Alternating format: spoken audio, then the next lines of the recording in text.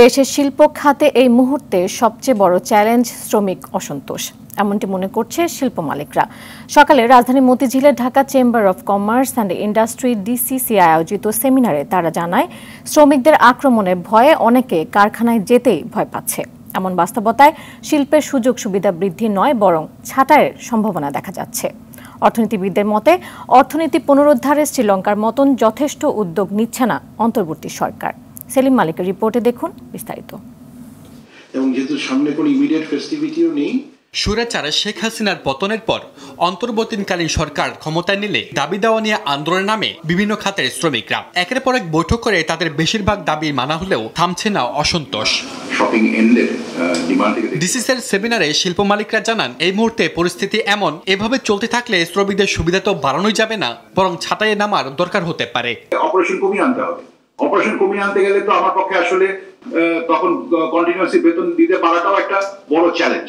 প্রাণ আরএফএল গ্রুপের চেয়ারম্যান আহসান খান চৌধুরী বলেন, গ্রুপের 1.5 লাখ শ্রমিক আগে কখনো আন্দোলন না করলেও এখন শ্রমিকদের ভয়ে কারখানায় গিয়ে আতঙ্কে থাকেন।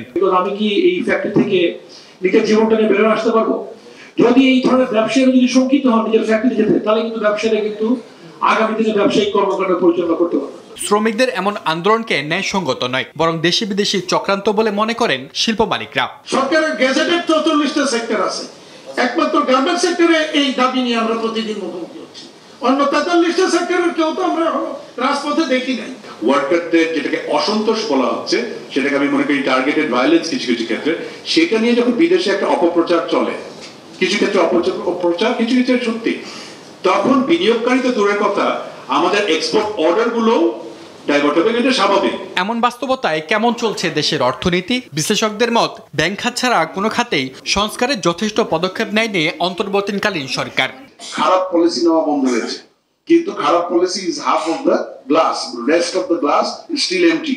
সেটা হলো আমাদেরকে এই এক্সপোর্টের যে বায়ার্স বা কমিউনিটি, ইন্টারন্যাশনাল ট্রেডিং কমিউনিটি আর ফরেন ইনভেস্টরস, এই জায়গাটায় আমাদের আসতে হবে। পোশাক শিল্প অস্থির করে কোনো কোনো দেশ বিদেশি ক্রেতাদের ভাগে নেওয়ার ষড়যন্ত্র করছে বলেও অভিযোগ তার। Monthly sales of dollar. Salim Malik, RTV, Dhaka.